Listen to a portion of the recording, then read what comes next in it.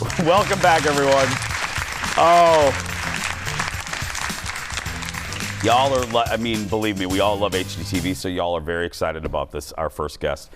She is an HGTV star, I'm not going to say regular star, and is in town for the Minneapolis Home and Garden Show. Before we introduce her, here's a little clip from her show, just in case you're the 4 people who have never seen it. Take a look at Good Bones.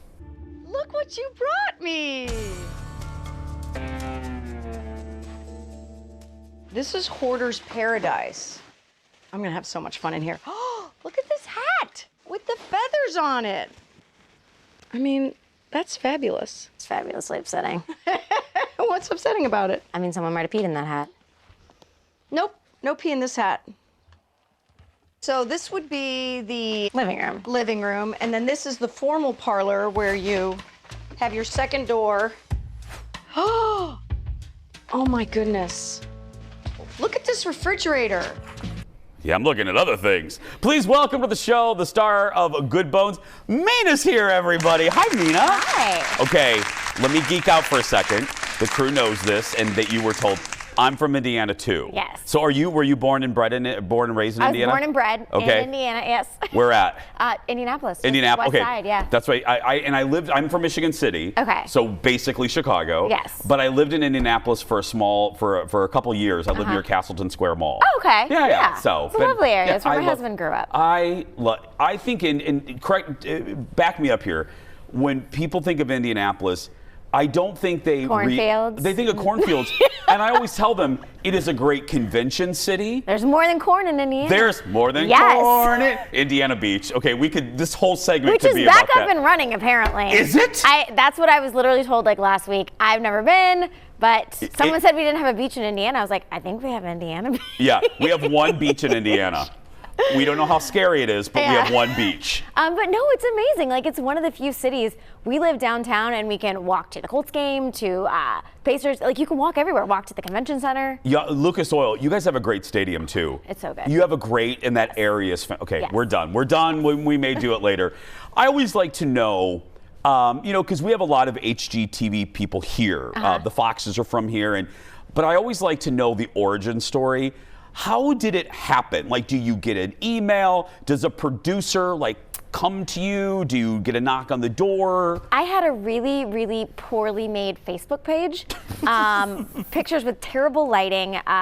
It was really, I had my real estate license. I still have my real estate license, but it was more to post upcoming homes we had. We would do 1 or 2 a year. So other realtors knew what we had in the pipeline, and it had my home address and my cell phone number. And I got a call from a woman saying she was with a production company, and I thought she was a liar, and I thought she was trying to steal my social security number and all kinds of stuff. And it turns out that was not the case. It was a talent scout from High Noon, which is now owned by ITV.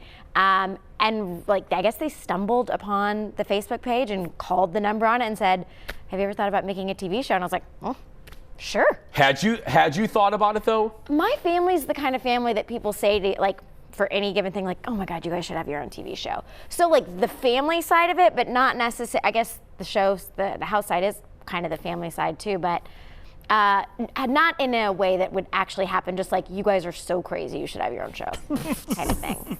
Y'all are crazy, get on TV. Yes, exactly. Who took longer to get used, because there's one thing to do your career that you know how to do. It's in your wheelhouse. Yes. But there's another thing to do your career when there are cameras all up in your grill.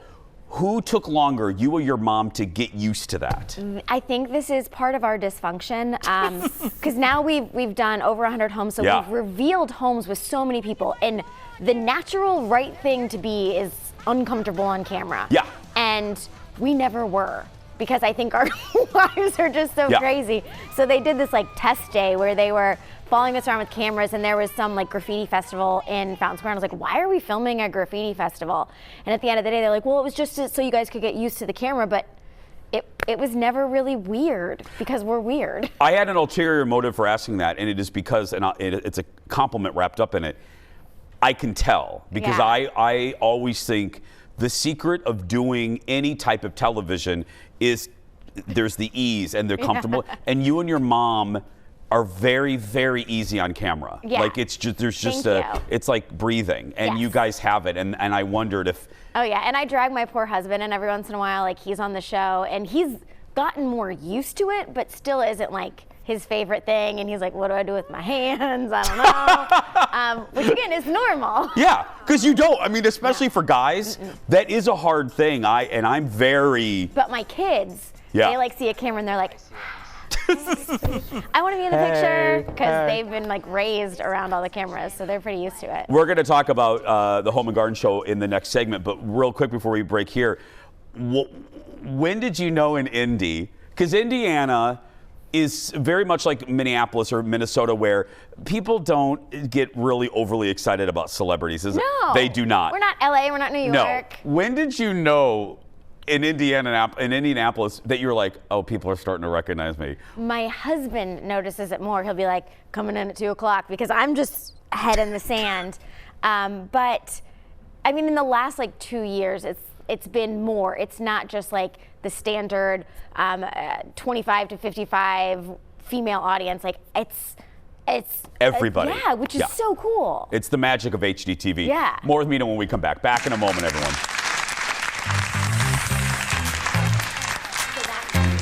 Oh. Welcome back, everyone. Oh, we're having fun today. My whole family's excited because we literally put on Mina from Good Bones here. We put on HGTV for our dogs. Like when we leave, because we leave a TV on. My dog watches I don't know TV. what's funny about that, Eric. It's real. Like my dog sits on the couch and watches TV. Thank you.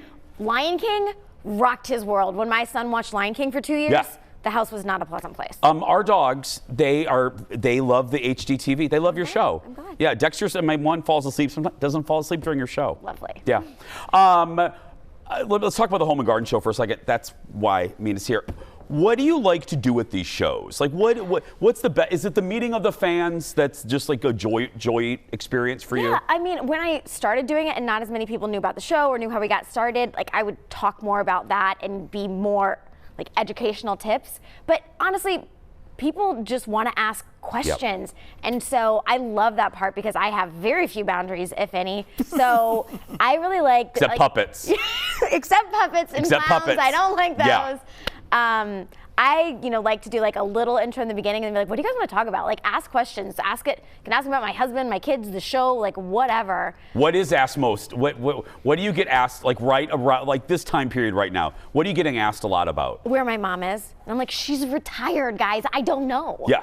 She's wherever she wants to She can be wherever she wants to. She's retired. But that's probably the biggest question, yeah. Yeah, because people are probably like, oh, is there drama? Is there drama? Yeah, and there's not. Oh, God, there's always drama. She's Yeah. my mom.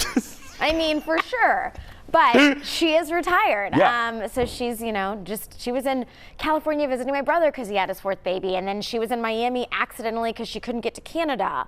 And now she's like, she's very She accidentally couldn't get to Canada. Something with her COVID test not coming in time, so she got stuck in Miami and then vacationed there.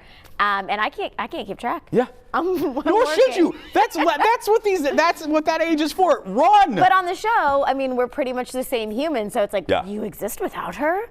And barely, but I do. You can pick it up during the show, but I just thought of this.